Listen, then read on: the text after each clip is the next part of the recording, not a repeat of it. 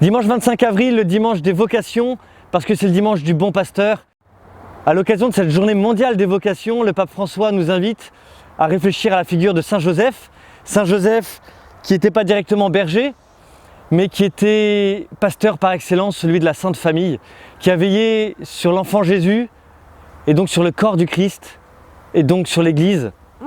de tout son cœur et de toute son âme. Alors Saint Joseph, nous dit le pape François, nous invite à se souvenir de l'appel comme d'un rêve dont on veut s'échapper parfois, mais un rêve qui a touché notre cœur un jour. Et pourtant, le pape nous invite à se souvenir et à ouvrir notre cœur comme Saint Joseph avait le cœur ouvert à l'appel de Dieu, à l'imprévu de Dieu, au surnaturel de Dieu qui vient dans toute vie pour sa plus grande joie. Et la plus grande joie de Saint Joseph, ça a ensuite été d'être au service de la Sainte Famille, au service du corps du Christ.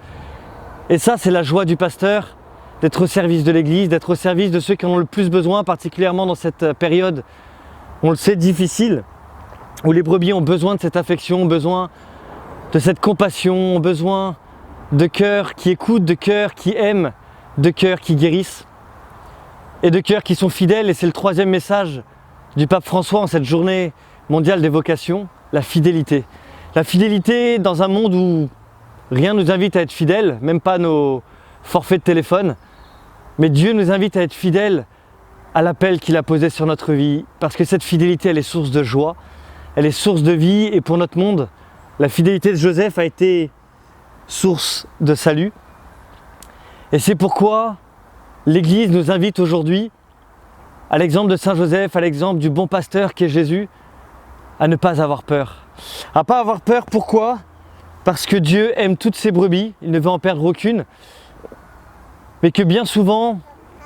on croit que Dieu n'appelle plus, mais Dieu appelle encore.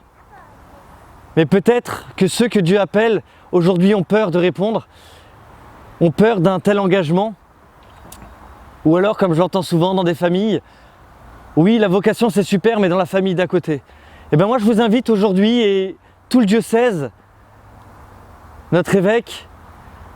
et chacun des consacrés vous invite à prier pour qu'il y ait des vocations dans vos familles, pour la plus grande joie de ceux qui sont appelés,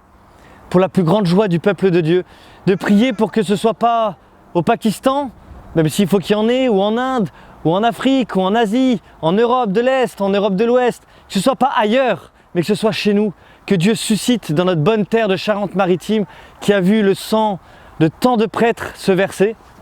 que nous prions pour que l'amour de Dieu puisse s'échapper à nouveau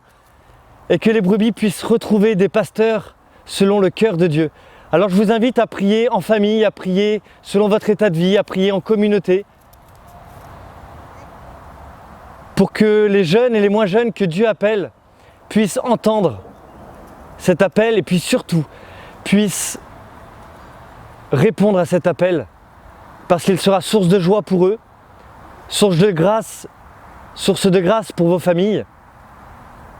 et source de vie et d'espérance pour notre monde. Alors ensemble, implorons dans la joie et l'intercession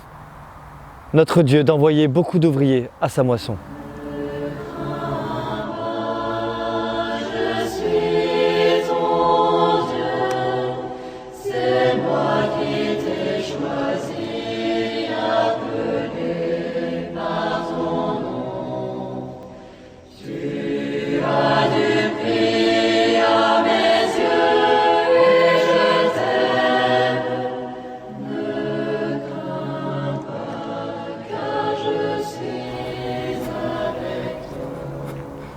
Allez, je te relâche.